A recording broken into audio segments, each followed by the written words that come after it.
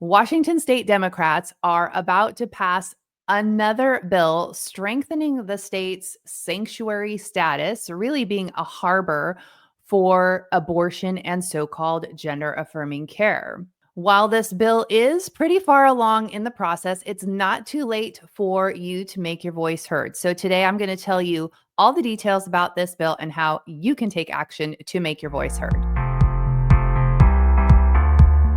Hey, everybody, I'm Julie Barrett, founder of Conservative Ladies of America, which started in Washington as Conservative Ladies of Washington, and I am back with another bill of the day. Today, we're going to be looking at House Bill 1971. This bill is all about increasing access to hormone therapy, and I'm sad to say I missed this bill as it dropped, and partially because the short title of the bill is Increasing Access to Prescription Hormone Therapy, which I kind of thought women of middle age, as I read the title, I didn't go to gender-affirming care, which I should have opened the bill and read it because the first paragraph right out of the gate is extremely telling of what this bill is about. House Bill 1971 is an act relating to increasing access to prescription hormone therapy to patients of all ages by requiring health plans to provide reimbursement for a 12-month refill of prescription hormone therapy obtained at one time by an enrollee. So this is going to shift things for insurance companies. So if a doctor provides a prescription for a 12-month prescription for say a child who is going to do puberty blockers or cross-sex hormones, the insurance company will have to pay for that entire 12-month supply of hormones for the child. Now, in Washington, so-called gender-affirming care is protected health care, which means anyone in Washington, regardless of age, can access so-called gender-affirming care services, which includes cross-sex hormones, puberty blockers, and of course, surgical procedures. But for the purposes of this bill, we're just talking about the hormones. Now, of course, hormone therapy can mean a lot of things. It could be menopause. It could be polycystic ovarian syndrome, PCOS. Hormone therapy can treat thyroid issues and even some kinds of cancers. But this bill is clearly about so-called gender-affirming care and hormones for people who are looking to try to change their gender, which we know can't happen. Now, I went back and I dug through the testimonies on this bill, and you, of course, had all of the LGBTQ groups out in support of this bill. You had Planned Parenthood and Q Law and some of the other LGBTQ groups in Washington state.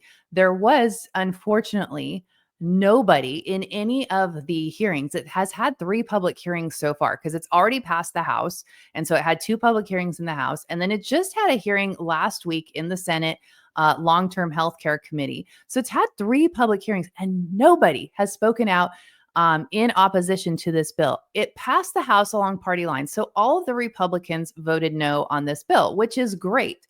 But I also have to wonder, why did nobody say anything? How has this totally slipped under the radar with not a single legislator waving a red flag on this bill? The sponsor of this bill is Nicole Macri, and when she was presenting the bill, she referred to the new Trump administration and some of the executive orders that are putting restrictions on so-called gender-affirming care, and that's mostly for minors. I don't think I've seen anything for adults.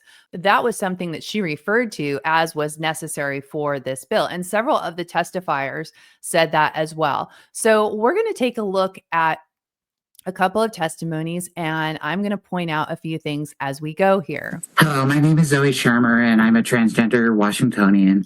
I moved here 2 years ago from Texas, where it was getting increasingly dangerous to exist. And I just have to say that my body cannot produce sex hormones. Without access to hormones, I will have extreme adverse health effects. And consequently, this bill is critically important to me to have a sense of mind. So many of my friends are on prescription regimens where they have exactly the amount that they need for a given month. and they have gaps, and then they have to go and like borrow drugs from their friends or all sorts of stuff. And it would just make everyone's life much simpler and happier and more secure to be able to backfill their prescriptions and protect their own personal health. Thank you very much. Thank you for being with us. Thank you for your testimony. Now, I want you to notice how kind Senator Cleveland was to this testifier. And she is one of the nicer Democrat senators, but they are overwhelmingly, all of the Democrats are overwhelmingly kinder to these folks on the left than they are to someone like myself when I testify, or anyone from our team. Or, you'll see it if you watch any kind of TVWs, you will see that people on to the right of far left are not treated the same as these folks are. I want to point out something that this guy said in his testimony about having this 12-month supply to essentially a stockpile so that you don't have to borrow from your friends or you don't have to call up the pharmacy.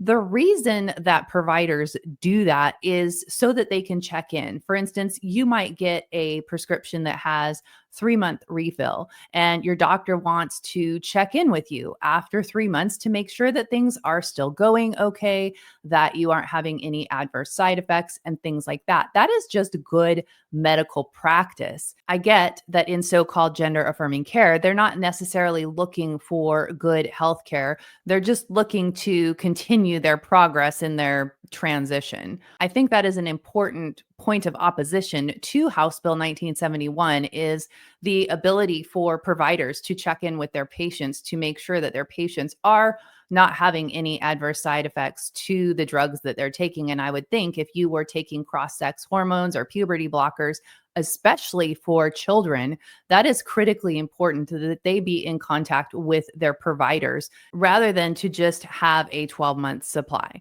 Let's look at another testimony here.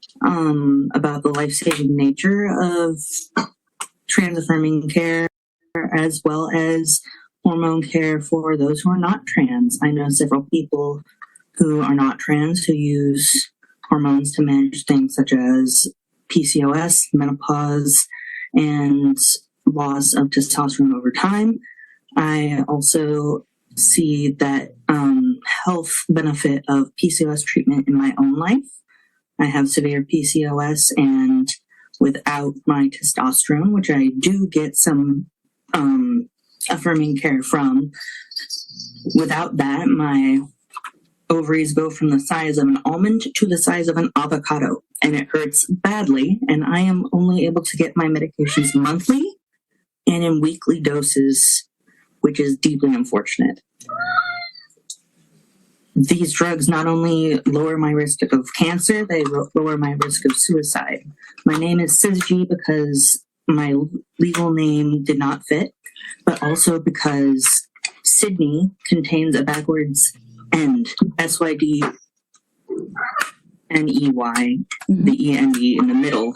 I replaced that with Zidge, and the meaning of Cisg is balance between two opposites. And Susie, thank you so much. If you can wrap up, we have to move on to the next person.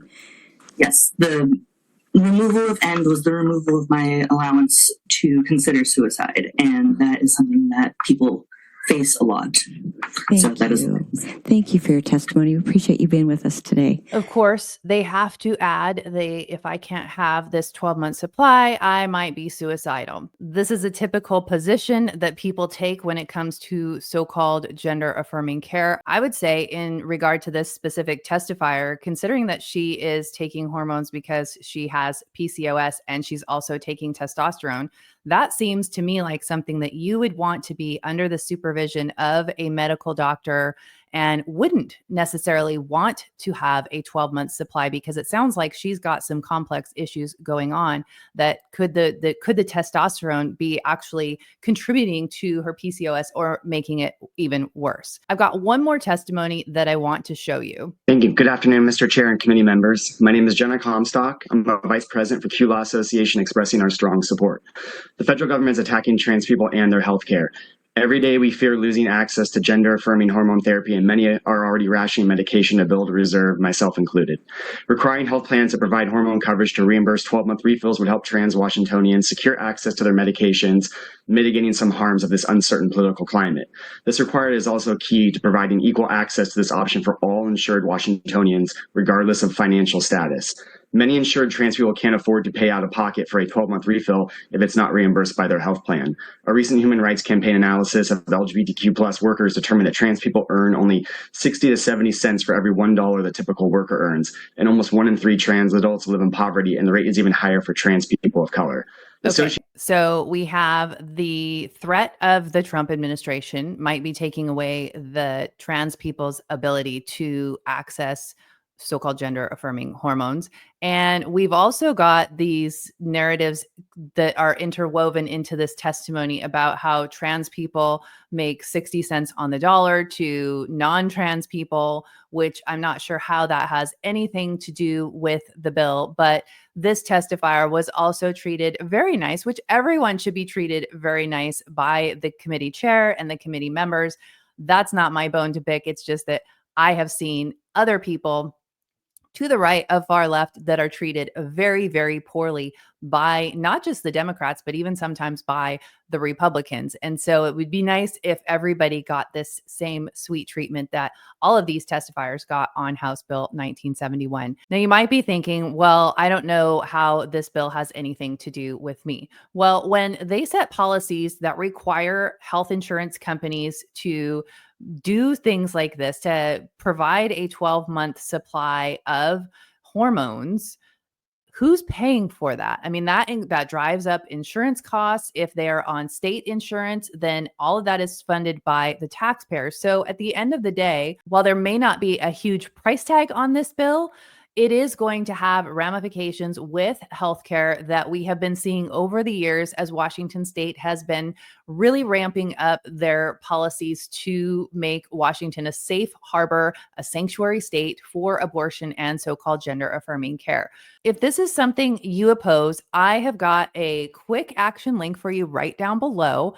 This is through our Conservative Ladies of Washington Legislative Action Center. You go in, we've got a pre-filled out message for you. You can use that, or you can override it and write your own. It will be an email that goes directly to your senator. We don't use your data. We don't sell your data. This is simply an easy tool that we have purchased and provided to allow citizens to take quick action. So I hope that you will do that. And I hope that you will share this with other citizens that don't want the government to continue to force the taxpayers to fund this kind of healthcare. The biggest issue that Conservative Ladies has with this bill is that it's going to harm children. Children are going to be able to get these prescriptions, a 12-month supply, without the oversight of a medical professional, and they can access this without parent notification or parent consent. So this is a very dangerous bill, and I hope that you will take a moment to take the call to action. It won't take you very long, and please do share this everywhere. And